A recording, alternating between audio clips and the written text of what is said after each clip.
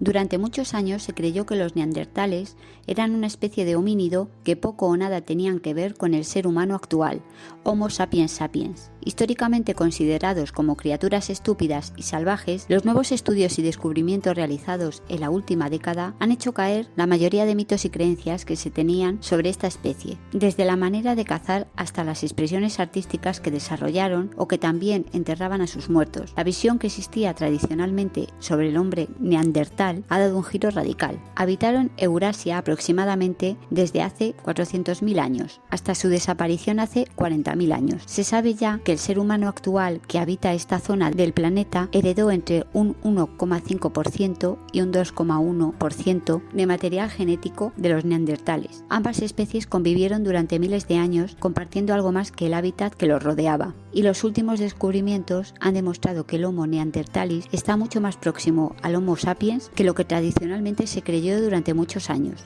Estudios recientes han demostrado que este homínido no era más agresivo que el Homo sapiens. Comparando las lesiones en los cráneos de neandertales y de Homo sapiens, se ve que estas son muy similares. Utilizando una base de datos que reunían cientos de fósiles de ambas especies, analizaron el trauma craneal de todas las poblaciones de estos homínidos del Paleolítico Superior en Eurasia Occidental. Los resultados demostraron que no había diferencias significativas en la prevalencia de lesiones en unos y otros. Otra de las concepciones clásicas que se ha tenido sobre los neandertales es su nula capacidad simbólica y artística, habilidad que se atribuía exclusivamente al Homo sapiens. La sorpresa llegó cuando una investigación llevada a cabo por científicos españoles y de otras nacionalidades echó por tierra dicha creencia. Los investigadores analizaron las pinturas rupestres encontradas en 3 sitios diferentes de la geografía española, en Cantabria, Extremadura y Andalucía. El resultado del análisis determinó que las pinturas tenían 65.000 años de antigüedad. Esto implica que se realizaron más de 20.000 años antes de la llegada del Homo sapiens a la península ibérica, por lo que el estudio concluyó que la autoría del arte rupestre se debía al hombre de Neandertal.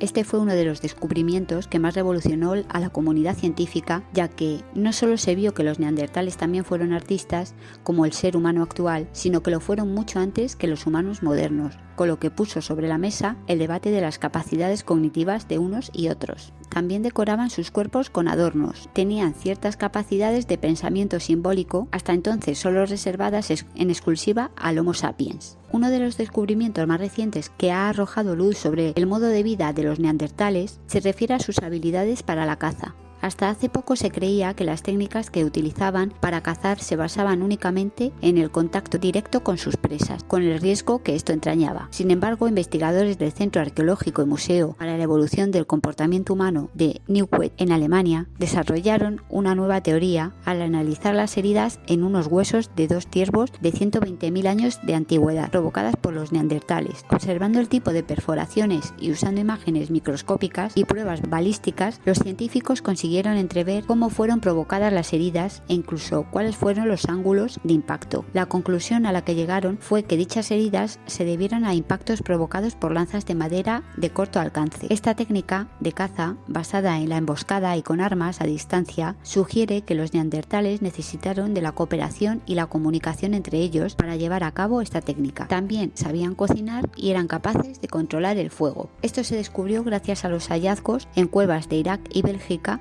analizando los dientes y encontrando almidón y otros alimentos como legumbres, raíces y tubérculos. También se descubrió que enterraban a sus muertos, cuidaban a sus enfermos y se ayudaban unos a otros para sobrevivir. Además, otro estudio realizado con un neandertal encontrado en la cueva de El Sidrón, en Asturias, demostró que esta especie se medicaba. Se descubrió que el individuo en cuestión sufrió un absceso dental que le debía producir un intenso dolor. El análisis del sarro de los dientes del cuerpo estudiado encontró restos de ADN de un hongo que actuaba como antibiótico natural y que el neandertal usó para paliar el dolor que padecía. Los descubrimientos que se han realizado en la última década han ido cambiando progresivamente la visión que hasta entonces se había tenido del neandertal, como una especie claramente inferior a todos los aspectos del Homo sapiens, hasta el punto de que ya se empieza a hablar de si es posible comparar las capacidades cognitivas de ambas especies. A pesar de los avances, aún queda en el imaginario colectivo aquella imagen de los neandertales como unos seres primitivos e incluso moralmente inferiores. Aún queda cierto camino que recorrer.